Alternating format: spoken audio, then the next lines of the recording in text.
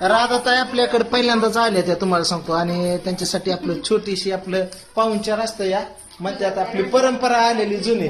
की आल्यानंतर आपल्या घरी पहिल्यांदा साडी नेसवायची तर त्यांच्या 2 साड्या आणल्या होत्या त्यांच्या आवडीने त्यांनी घेतलेली तर गाला बघू आपण कसं दिसतंय काय ओटी ही भरली हो बसा इकडे निलेश दादांना पण तुला सांगतो ती 100 बनेल काढ बरं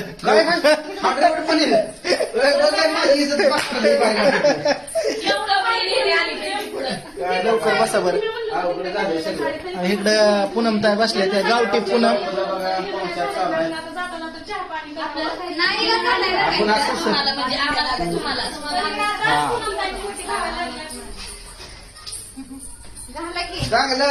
जाऊ पलीकडे हा बेडरूम मध्ये घालाय लागते हा